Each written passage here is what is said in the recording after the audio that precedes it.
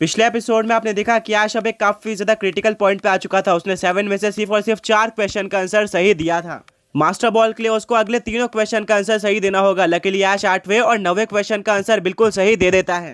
10th question ये होता है कि वो कौन सा अटैक है जो कि टाइम के साथ स्ट्रांग होते जाता है, जिसका आंसर ऐश साइज़मिक देता है, बट अनफॉर्चुनेटली ये गलत होता है। इसका आंसर रोल आउट था, यानी कि ऐश ये चैलेंज हार जाता है और अब रूल्स के अकॉर्डिंग ऐश के सारे पोकेमॉन्स में से रैंडमली किसी भी एक पोकेमॉन को सील कर दिया जाएगा। अब आगे ऐश अपने सारे पोकेमॉन्स के साथ ही साथ पिकाचू को बाहर निकालता है। अब गार्डियन पोकेमॉन ऐश के किसी भी एक पोकेमॉन को सेलेक्ट करेगा, जिसको ऐश पोकेमॉन लीग खत्म होने तक दोबारा कभी भी यूज नहीं कर सकता है। ऐश बहुत ज्यादा नर्वस होता है। गार्डियन पोकेमॉन फाइनली ऐश के सारे पोकेबॉल्स में से एक पोकेमॉन को सेलेक्ट कर लेता है।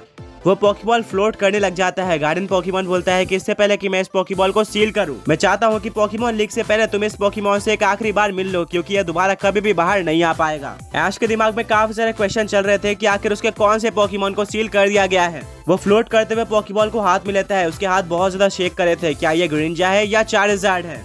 ये ड्रैकुनोस और मनकनॉन भी हो सकता है। सारी ऐश की टीम के काफी ज्यादा अहम पार्ट है। ऐश उस पोकेबॉल को हवा में फेंकता है। वो पोकेबॉल खुल जाता है और उसके अंदर का पोकेमॉन बाहर आ जाता है, जिसको देखकर ऐश और उसके फ्रेंड्स बुरी तरह से शॉक रह जाते हैं। ये पोकेमॉन कोई और नहीं बल्कि ऐश का लेजेंडरी पोकेमॉन ड्रैकुनोस था, जो कि करंटली ऐश की टीम का इकलौता legendary Pokemon and one of the most strongest Pokemon था।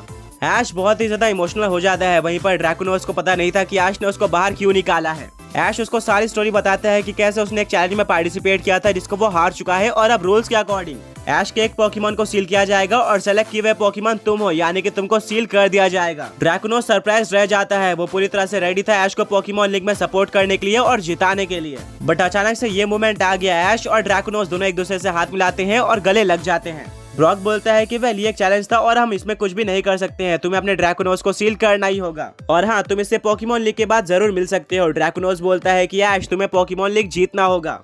मैं पोकेबॉल के अंदर से तुम्हें जरूर सपोर्ट करूंगा। ऐश और ड्रैकुनोस दोनों बहुत ज्यादा इमोशनल हो जाते हैं। दोनों काफी टाइम तक बातें करते हैं। कुछ टाइम बाद गार्डियन पोकेमॉन बोलता है कि अब तुम्हारी बातें हो चुकी हो, तो मैं ड्रैकुनोस को सील करना चाहता हूं और बाकी मुझे और भी काफी सारे पोकेमॉन ट्रेनर्स को चैलेंज देना है। ऐश बोलता है ठीक है, तुम ड्रैकुनोस को सील कर सकते हो। ड्रैकुनोस पोकेबॉल के अंदर चले जाता है। गार्डियन पोकेमॉन अपने पावर्स का यूज करके ड्रैकुनोस के पोकेबॉल को एक मेटल चेन से बांध देता है। अब ड्रैकुनोस पोकेमॉन लीग से पहले बाहर नहीं आ सकता था। गार्डियन पोकेमॉन बोलता है कि इस मेटल सील को कोई भी नहीं खोल सकता। इसको खोलने की पावर सिर्फ और सिर्फ मेरे पास है, और पोकेमॉन लीग एंड होने के बाद मैं खुद ड्रैकुनोस को बाहर निकाल दूंगा। फिलहाल के लिए ये तुम्हारी चैलेंज हारने की पनिशमेंट है, और अब मैं यहाँ से चलता हूँ। गार्डियन पोकेमॉन वहाँ से गायब हो जाता है।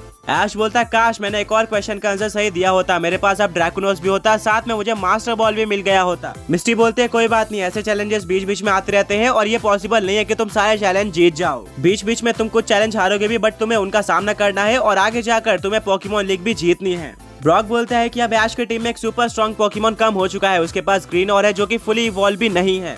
ऐश को अपने पीसी से कोई और पोकेमॉन अपने टीम में रखना होगा या फिर एक न्यू पोकेमॉन जल्द ही कैच करना होगा। ऐश बोलता है कि हाँ, तुमने बिल्कुल सही कहा। सहीना बोलते हैं कि बट ये कैसे पॉसिबल है, अभी तो हम फॉरेस्ट के बीच में हैं एंड आसपास कोई भी पोकेमॉन सेंटर होना बहुत ही ज्यादा मुश्किल है। मिस्टी बोलती है कि हाँ, तुमने बिल्कुल सही कहा। अभी के लिए ऐश को इन पोकेमॉन से ही काम चलाना होगा। वो आगे जाके किसी पोकेमॉन को रिप्लेस कर सकता है। ऐश, ब्रॉक, मिस्टी और सहीना आगे बढ़ते हैं। ऐश बोलता है कि मैं सोच रहा हूँ कि अभी और कितने चैलेंजेस बाकी हैं। ब्रॉक बोलता है कि अब लगभग 1 या फिर 2 ही चैलेंजेस बाकी है। हम ऑलमोस्ट पोकेमॉन लीग के पास पहुंच चुके हैं, बट हाँ, तुम्हें वो दोनों चैलेंज भी जीतने होंगे, वरना तुम्हारी टीम और भी ज्यादा वीक हो जाएगी और तुम पोकेमॉन लीग में स्ट्रगल करोगे। ऐश रिप्लाई करता है कि हाँ, मैं पूरी तरह से रेडी हूँ आगे के चैलेंजेस के लिए।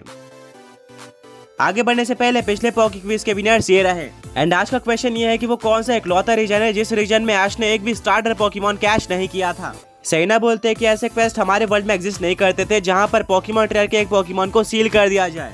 ब्रॉक रिप्लाई करता है एग्जैक्टली, शायद पोकेमॉन लीग चाहती है कि पोकेमॉन ट्रेनर्स और भी ज्यादा वीक हो जाए और वो उनको अच्छी तरीके से टेस्ट करना चाहती है। ये कोई नॉर्मल पोकेमॉन लीग नहीं है, बल्कि एक हाई लेवल पोकेमॉन लीग है। एंड इसकी भी पॉसिबिलिटी है कि लास्ट चैलेंज भी कुछ इसी तरह का हो, जहां पर ऐश के एक और पोकेमॉन को सील किया जाए। ये सुनकर ऐश शॉक रह जाता है। वो ऐसा एक और चैलेंज फेस नहीं करना चाहता था। उसने ऑलरेडी ड्रैकुनोस को खो दिया था एंड अब वो एक और पोकेमॉन दांव पर नहीं लगा सकता था। वेल, अब ऐश और उसके फ्रेंड्स आगे बढ़ते हैं एंड सरप्राइजिंगली वो लोग फॉरेस्ट के एंड में पहुंच जाते हैं। वहाँ पर एक काफी ज्यादा बड़ी वॉल थी जिसको कोई भी पार नहीं कर सकता था, यानी कि वो फंस चुके थे। ऐश और उसके फ्रेंड्स सोच रहे होते हैं कि इसके आगे कैसे जाया जाए, पर तभी वहाँ पर 2 पोकेमॉन ट्रेनर्स आ जाते हैं और बोलते हैं अगर मैं गलत नहीं हो तो तुम ऐश हो और तुम पोकेमॉन लीग में पार्टिसिपेट करने जा रहे हो। ऐश सुनकर सरप्राइज रह जाता है। वो बोलता है कि हाँ, तुम सही हो, बट तुम्हें मेरे बारे में इतना कुछ कैसे पता।